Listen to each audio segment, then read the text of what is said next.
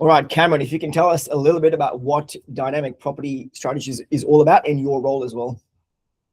In my role, Dynamic Property Strategies is an end-to-end coaching service where we help, want to be or already in the process investors add on or scale their investment property portfolio. So I guess where our benefit is and where we're slightly different from most is that we work a lot more closely to clients rather than it being a transactional process. We like to kind of sit behind it being transformational, work in and around multifaceted strategies around resi, commercial developments, and further beyond that, yeah.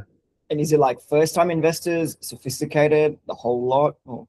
Yeah, like our current client base is widely suited to all sorts, and we've built the business so that we are able to, appropriately handle the sophisticated investors. But we are finding a lot more of our client base at the moment is first-time investors, really looking for the education and the help to get into the market and then do it the right way, but expand with the knowledge and the clarity that they want and that they need.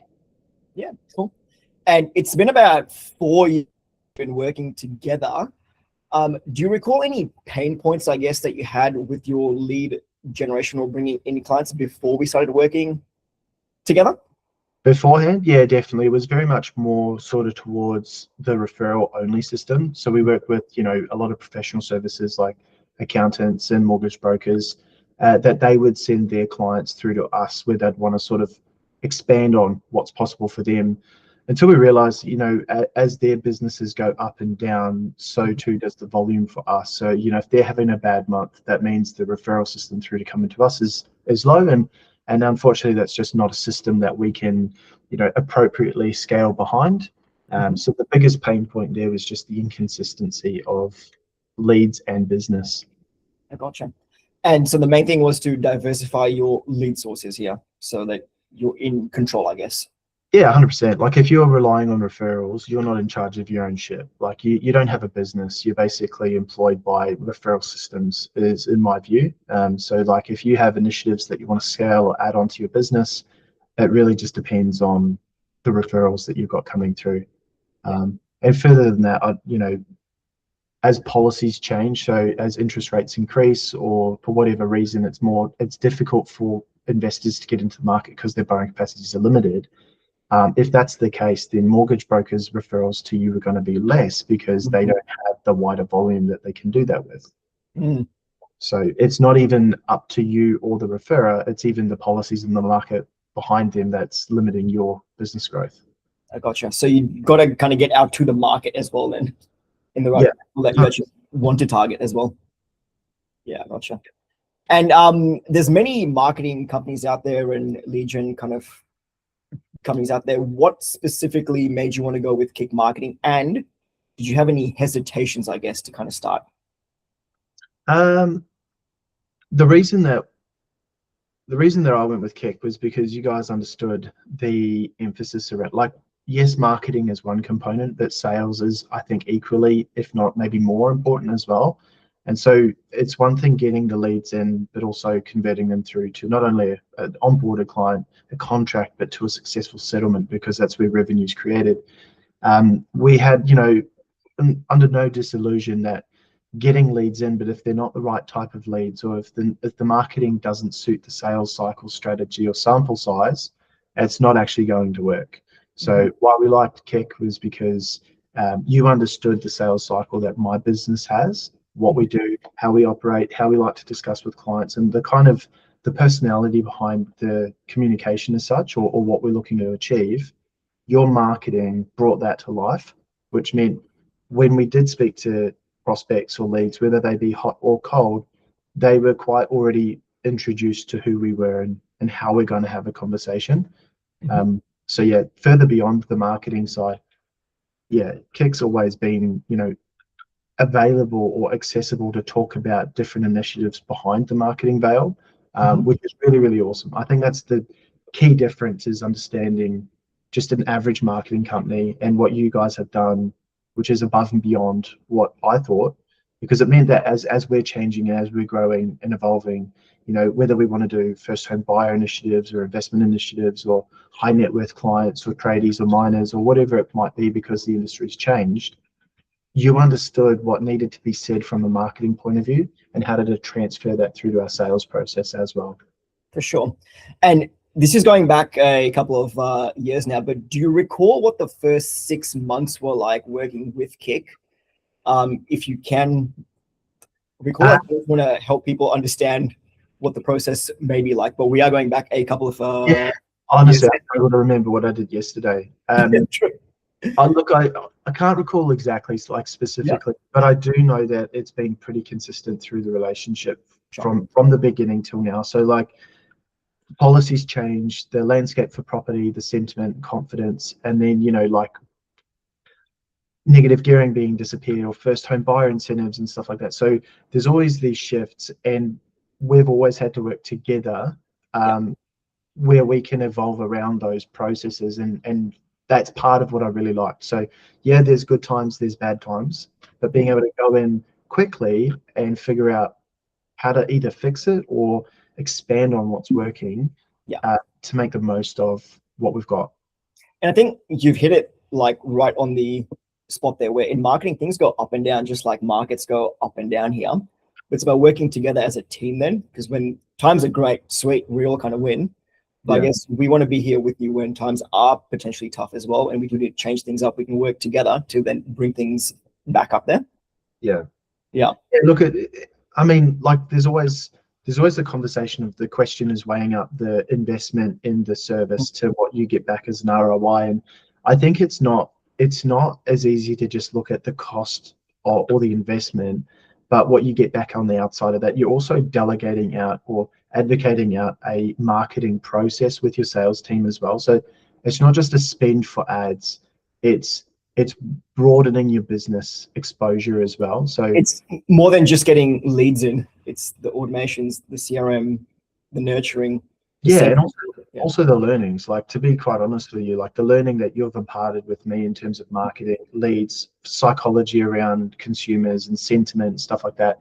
I'm good at what I do in terms of working with clients and building on portfolios and dealing with problems and providing solutions, but that's my day to day. I don't have the time to understand what's changing on Meta, which is changing every day, or you know what's happening with the algorithms that are making it impossible for these leads that were working last month to now be working really, really well, and then the month following it goes to shit. And then like I don't have the time for that. So the investment in the service is also an investment in my time, being able to put my focus back where it needs to be to drive revenue and scale the business.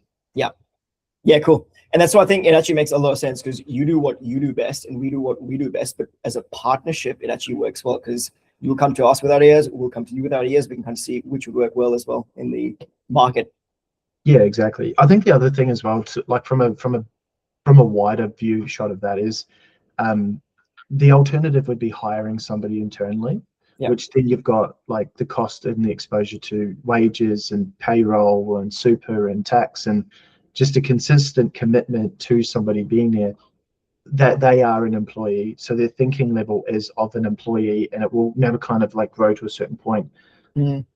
Respectfully, of course, the difference is that you are the boss in what you do. So the way that you think, act, and approach these problems is as the boss.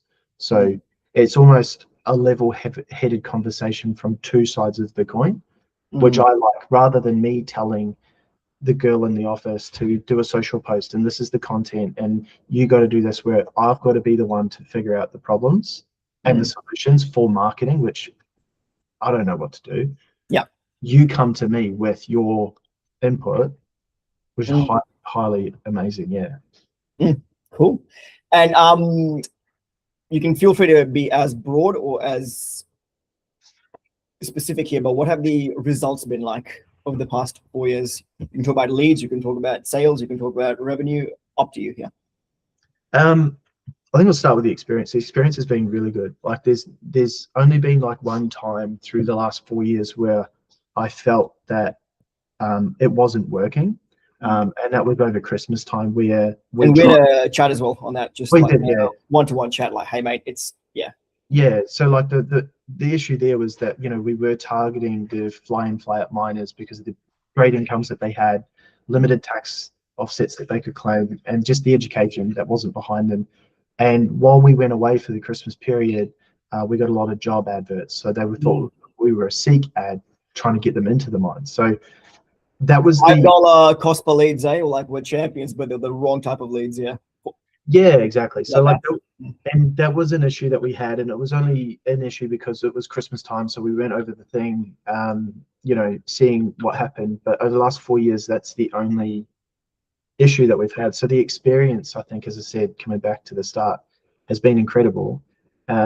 The key thing is knowing that, like, when it's the business that we're in is very much feast and famine.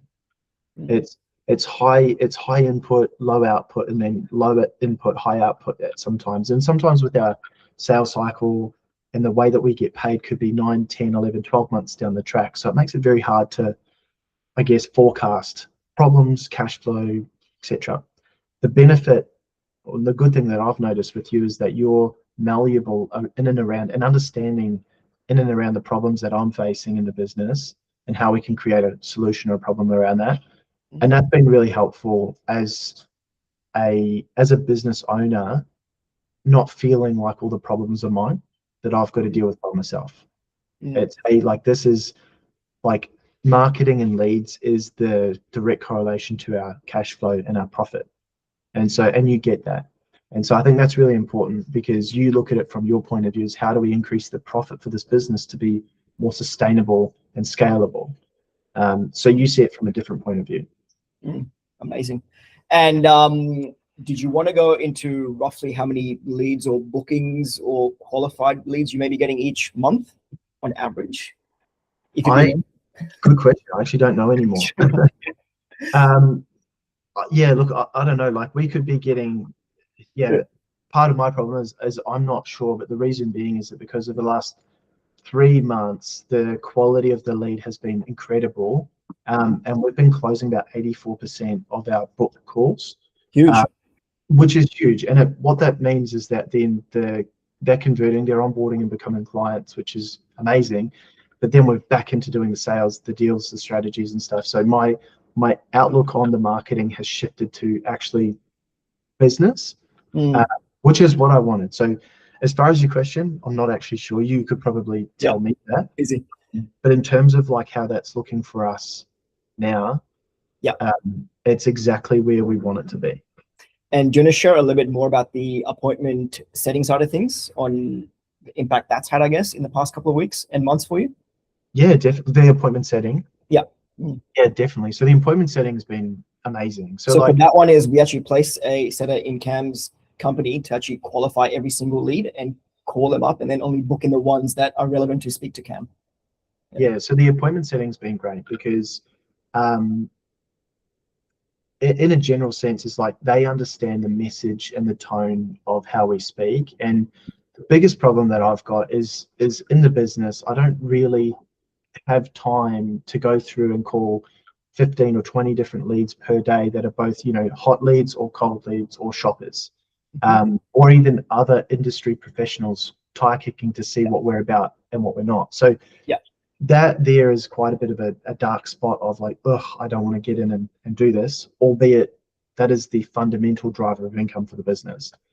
So it shifts the also mindset, because if you're in that mindset where I don't want to do this, then it's going to impact the way you talk to leads as well. Yeah, absolutely. And like it's no, sales is a very you've got to be a special certain someone to be able to do sales and be okay at the end of the day. But after time of getting voicemails or rejections or something like that, it can be quite it can be quite a gut-wrenching experience to just keep showing up and being the best version of yourself for the next person that does need you at your fullest capacity. And so the appointment setter is great because their job is to flesh out the bullshit, the ones that are good, they're not, and then create the notes for us that really gives us a high level look and view of what the conversation looks like. That more so has edified the next phone call. So conversion rate's been incredibly high because I think the edification process that has been bolted in from the appointment setter, saying, hey, the next person you're going to speak to, which is from Dynamic, is the guy that you will learn everything from. And so when I'm calling, I'm just another salesperson.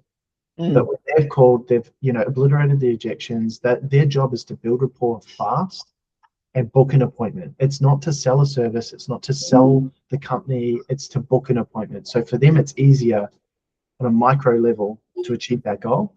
When I get on the phone, they're ready to go. They've got all built already. They don't feel that it's a nefarious phone call where there's hidden agendas or shoving credit cards down the throat. And I think single-handedly, as I said to you before, the last 4 months has been the reason why we're actually doing more work with less input. Do you know how much time that would have saved you each week? Oh, hours per day. Yeah, cool. Fair enough. Hours per day, realistically, and it really it depends. Like I'm busy with a lot of repeat buyers or repeat clients and stuff like that, and I guess other things that I need to do. But if I was purely on 100% sales and driving volume of the business, it could be 10 to 20 hours a week. So I guess you can be doing the other high value tasks as well. Or close the deals pretty much and drive things forward. Honestly, not even to a point where it means I can have a bit more time back for myself. Like I can go to the gym, I can sit outside in the sun, I can do the kids pick up and drop off for school. Like delegating the lower value task to somebody that's actually really good at it, so that I can stay higher level thinking and being a better version of me for the next phone call. Love it. And what feedback or what perspective would you share to anybody that is thinking about working with Kick Marketing, just from your viewpoint? It's like a marathon, sprint, dopamine for leads. Just give me your if I was to have a conversation about people around it, I mean, it's one of those things that people weigh up the investment or the cost to what they think that they're going to get. And I think there needs to be a much bigger conversation in and around, like, not only like, yes, there is an investment to make it make sense, and it's not going to happen overnight. It could take months. But you need to look at your business as a numbers-driven game. So like count down the numbers as to like cost of lead, how much you're making, what the cost is, because it gets to a point where it makes sense to delegate to the experts to continue scaling your business. If you're trying to be an expert in marketing and sales and strategies and stock and finance and settlements and property management, insurance, like you just can't. So I would say do it at a very minimum to understand what marketing actually looks like, rather than an assumption, because I think most business owners have an idea about what marketing looks like, but they don't actually understand what marketing looks like. So I would do it. Not only that, you get it's almost like a board of directors where you've got another CEO or director bolted into your business, helping you drive profit, and you're not in tax, super, etc. And to get all the marketing assets done, you've got a copywriter, graphic designer, video person, automation specialist, everyone behind you as well in that way. Yeah, definitely.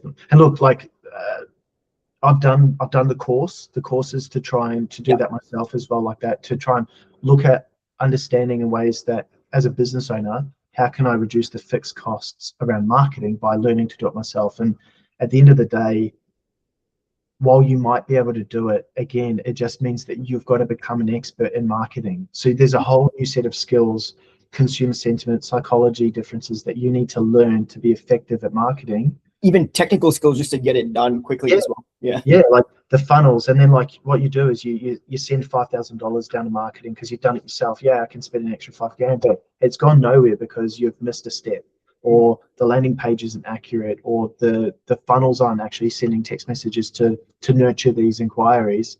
So yeah, I think it's imperative that businesses like mine export their marketing